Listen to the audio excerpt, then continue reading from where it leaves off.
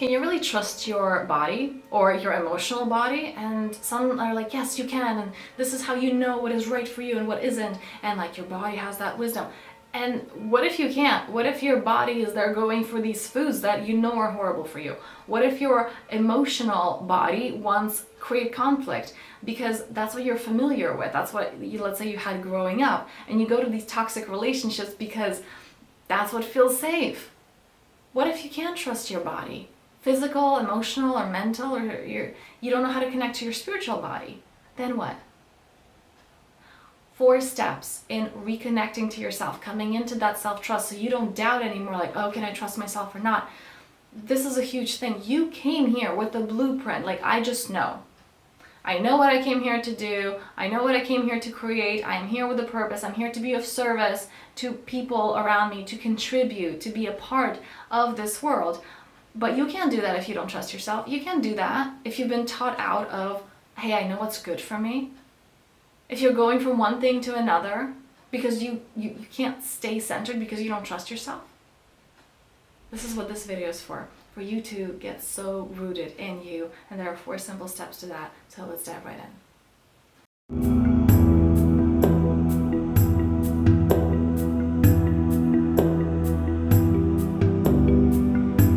So, such a powerful question today of how do we trust ourselves? Because we can't, right? What about when your body, we say like, oh, the body knows, the body's wisdom, and then it wants to eat junk at midnight, or just generally, that you know is horrible for you, that you know you're gonna be sick after, that you know turns off your intuition, but you're like, oh, I can't, I want it so much, right? Or when you don't eat healthy food and then you start and then you feel so sick from things that should be good for you, when you can literally like throw up from green juice even though it's good for you, but it's so unfamiliar that your body's like, yo, this is weird, we're not having this, right? And it takes time. So many times in my life I've tried to cut out sugar, and I have it in different ways, and I remember, you know, those first moments where you're dying, like, I so want sugar, and then let's say a month later you eat that thing that used to be your normal and you eat it, you're like, oh my god, my teeth are gonna fall out.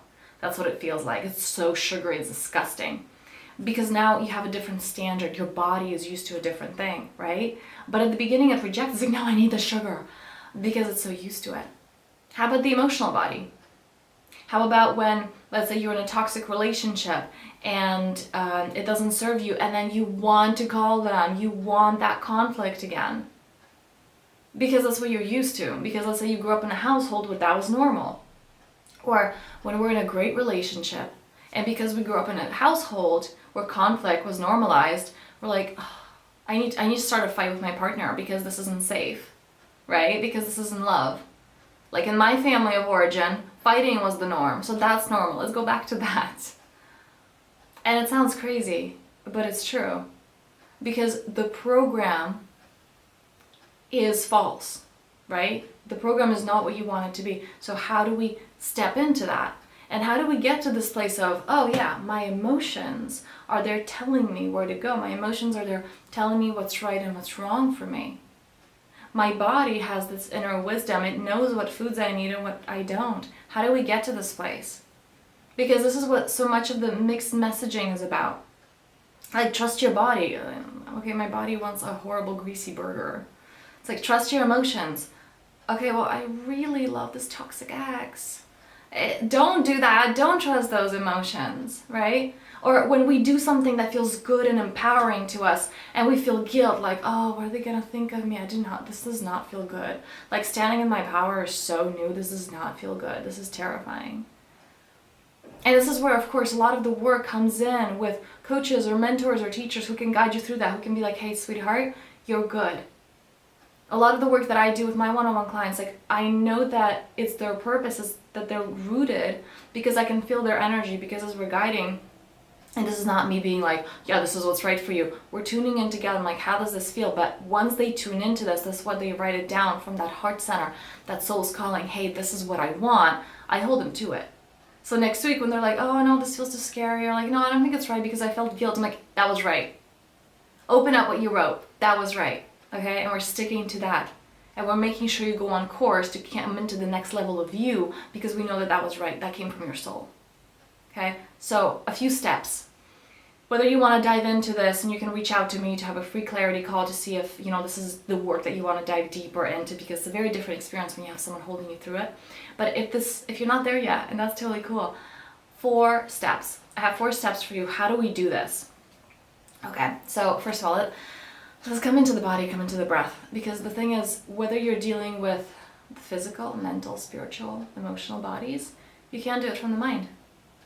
You can't think your way out of it. If we could, notice our world. Depression's on the rise, anxiety's on the rise. That's all from the mind. If you could think your way out of it, we would have, but we can't, okay? Because it's about coming into the body. It's about the masculine mind, the analytical thinking, and the feminine feeling. We have to combine the two to create anything. You need the masculine and the feminine energies, the yin and the yang, all right? And those energies are within us. So we have to come into alignment. We're doing a lot of things from the mind, and I need you to come into your body. Okay, so taking a deep inhale in, breathing properly. There's a proper way of breathing. Belly, chest, nose, bring that energy up. Big belly. And exhaling out the belly button all the way to the back. And let's do that again. Inhaling in, belly, chest, nose, big belly. Santa belly. Exhaling out through the mouth, belly button all the way back, back, back, back, back. And one last time in, belly, chest, nose. You're going to hold at the top for a few seconds. And exhaling out, allowing your body to relax. Shoulders back, claiming space. A lot of us are like this. We're closing our hearts. You can't live from your heart center, from your soul center, like standing like this, like, yeah, I'm leading with my heart. If you're always like this, right? That's the position that they want us in, right? We're looking at our phones like this, we're at the computer all day, we're like this. You open your heart, you allow yourself to claim space. You stand in your power, okay? This is the Powerful Self channel. This is what we're all about here. So the 4 steps, let's get to it. I have them all written down here. First one, learning to work with your inner critic. And what I really mean by this is being the critic. A lot of us have this inner critic, this voice, oh, you're not good enough, or they're not doing this, oh, I don't like this about them, right? Oh, I don't like this about me, God, why am I so fat, or oh, I have a pimple on my face. All of these things that are coming up, first of all, your inner critic's not trying to destroy your life. Your inner critic is really a scared inner child. And tuning into that safety, creating safety for it. Now, this is the one-on-one work. Honestly, I can't go much deeper in this in this format.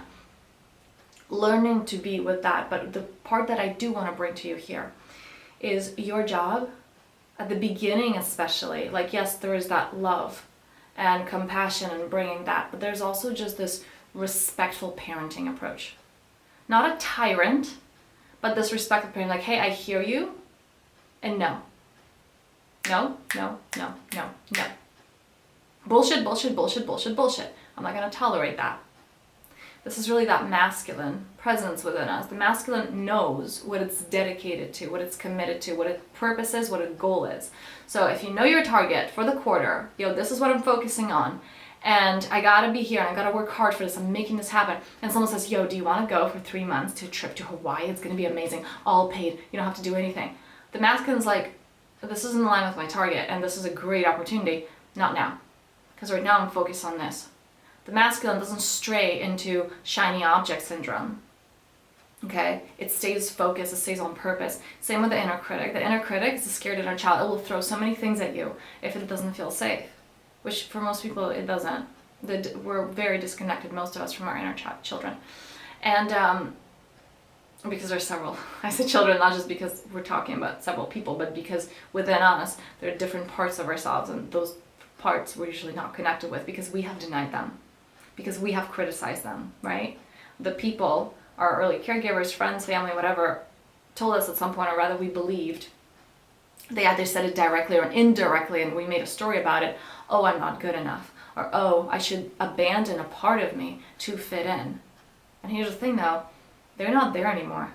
Like, we grew up, we're adults now, but we keep being that bully for ourselves. We keep telling, let's say that 4 or 5 year old, or maybe 15-year-old, hey, stop being you. It's not okay, all right? So the bullies aren't there anymore, but we have become our own bullies. So what I need you to do with your inner critic is be the critic for the inner critic, because the inner critic just like throws so many things at you. And we, as this thinking of a parenting dynamic of parent-child. It's like, oh, okay, whatever you want. Okay, yeah, you're right. This parent who's supposed to take charge, and they don't. So then the teenager acts up because they're like, okay, well, my parent obviously can't create safety for me, so I'm gonna do it. But the teenager doesn't know how. So they're like, bitchy and reactive and emotional because they don't have a parent to show them how to regulate. And they don't know what they're doing, and they have so many emotions going on, right?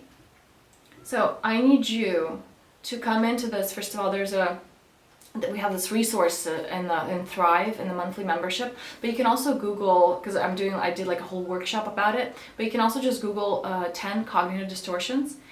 This is like a cheat sheet for your brain. These are the 10 ways in which your inner critic attacks you.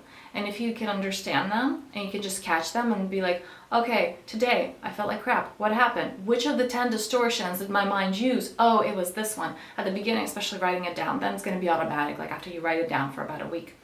But that week will be transformational, okay? There's also a really powerful book, actually, don't have it here, but it's in the other room, Feel Good by Dr. David Burns, and he goes deeper into this. It's really, it's a thick book, but it's really powerful, and it will absolutely transform your life, okay? This is like just a manual. Your ego, your inner critic came with a manual. This is it. Now, this kind of work does bypass the feeling. I remember when I started working with my teachers, I'm like, well, I don't need to feel and like work through the trauma in the body because all feelings and emotions are just thoughts. So I just change the thought and I'm good. And they were looking and they're like, oh God, this one's gonna be a handful. So this kind of work does bypass a part, but it's really important in the beginning. This is why this is stage 1. Okay, it's the first step. Number 2, body, mind. Like I said, that working with the cognitive distortions, working with the inner critic, becoming the critic of your own inner critic, being like, wait, you don't make sense. Wait, but you just said the opposite yesterday. Now you're saying this. This you can especially just see it clear as day when you write it down. So you do that on the mind level. The second is tuning into the body, the body-mind connection, understanding that your physical body is a reflection of your mind. I did a practice several times of Vipassana where you can understand it so clearly, like you understand how a thought, you can feel it in a particular area of your body. So Vipassana is a 10-day meditation where like there's no contact with the outer world. All you do is meditate 10 hours per day for 10 days, okay? And then after that, it's a really intense practice, but you understand how your mind is just creating stories and how all of these stories are in your body and all these unprocessed things, and then they're coming out. And again, it can be really intense, but what that does is you understand that it's not separate. And this is what so much of the modern science coming into, right? Because for years, we've come to this, we studied the mind and we studied the body, and they're very different. And before that, it's like, oh, it's not even important to study the body. Psychology is quite a new thing. It's like, it's not even important. The physical body is what we need to focus on. And now we're like, oh wait, you can't actually have one without the other. They're interconnected. Right? Things like the placebo effect, like your mind literally changes how your body reacts. Epigenetics, that you have all the genes, you choose which ones to activate. Your mind does that, has the impact on the body. Right? And the other way around, like I said, you stand up tall, we did that at the beginning. That changes how your brain feels. It sends a different signal to your brain. Okay, we're not depressed, we're not upset, we're full of life. Right? The Superman pose, there's research on this.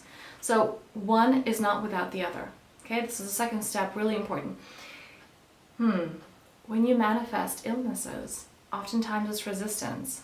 How many times, I know I've done this, how many times in your life have you said, oh, I can't do this, I'm not feeling well? Gabor Mate's work is really powerful. Any of his books, just absolute treasures. He has a beautiful quote, if you don't say no, your body will. So we need our bodies to step in and say, oh, I'm not feeling well because I don't want to handle this right now. I don't want to talk to this person. I don't want to go to this thing. And we will literally be sick to not do it.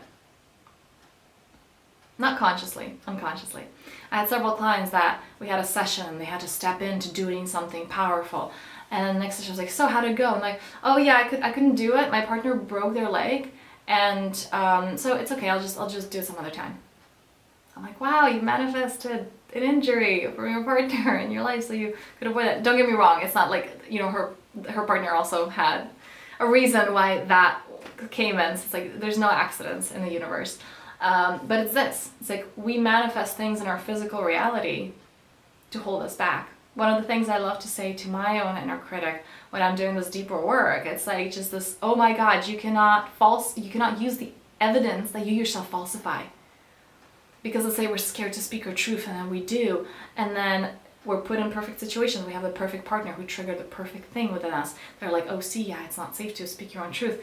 And then our ego, and whether you want to see it as manifestation or whether you just want to see it as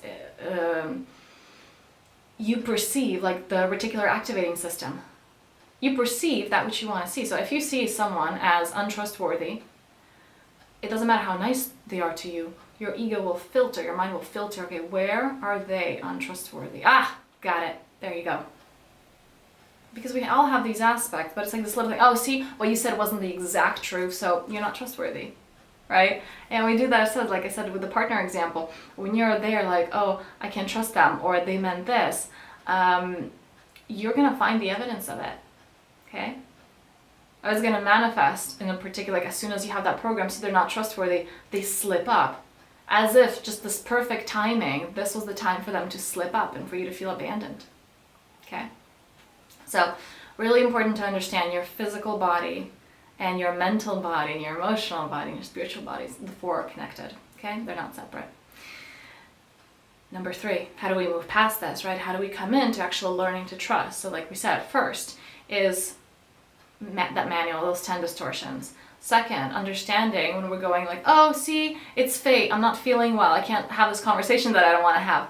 It's not fate. You likely manifested yourself. You can't trust the evidence that you yourself falsify, your mind, right? That your mind falsifies. Number 3, creating space.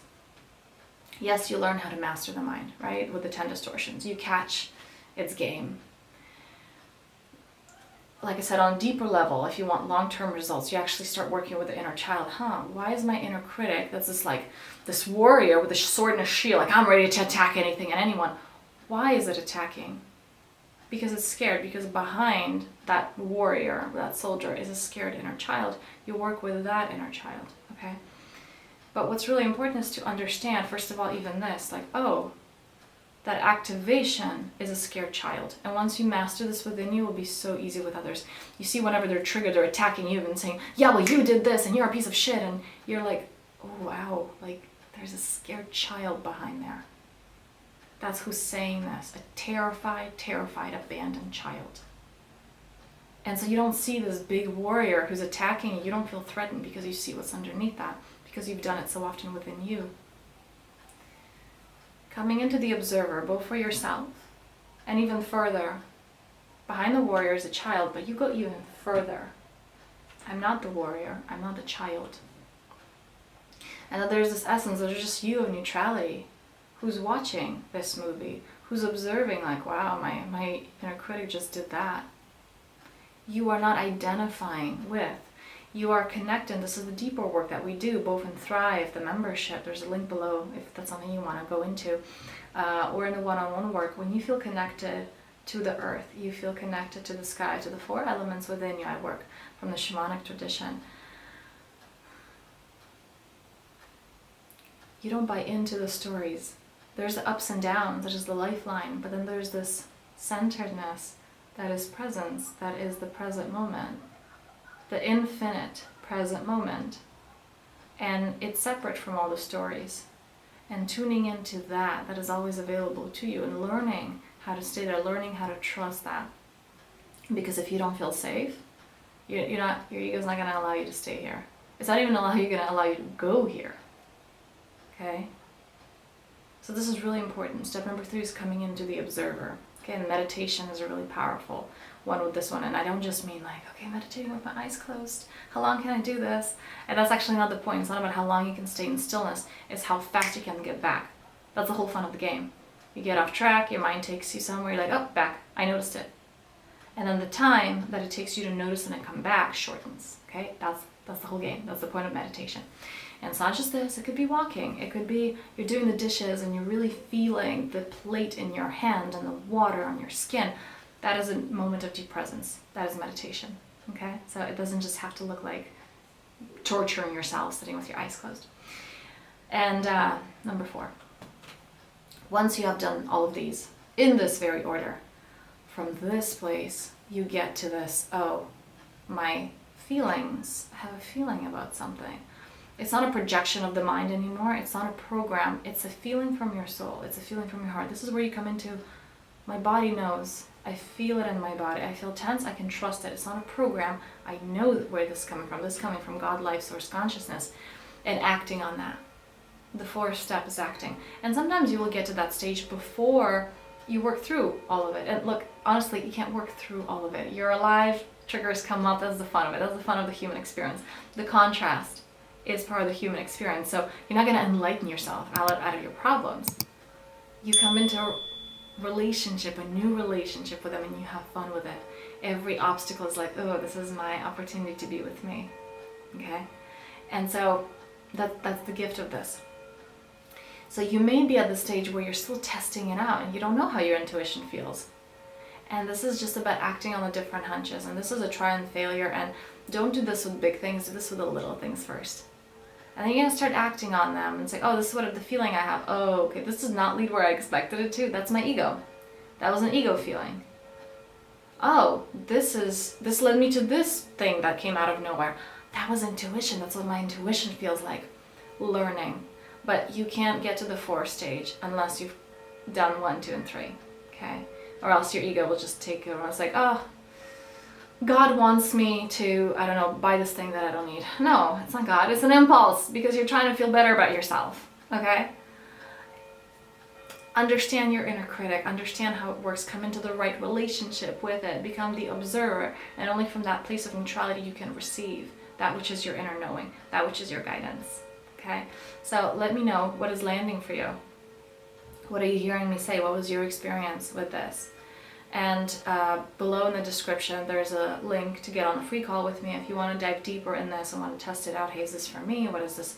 How does the work look like? It's 3-month containers that I do this work with clients in, or the membership, because one of the ways that we come into this mastery, like I said, the ego keeps acting up. I've been doing this work for years. I work with clients. The ego's still there, and I get to love it through all the ups and downs. And for that, we need to keep raising our frequency. And this is why the membership was literally created. It's that energetic hygiene. A lot of us are like, oh, okay, well, I took a shower once and I'm okay for the year. No. And it doesn't work with energetics like that either. Okay? So you showing up for you is really, really crucial.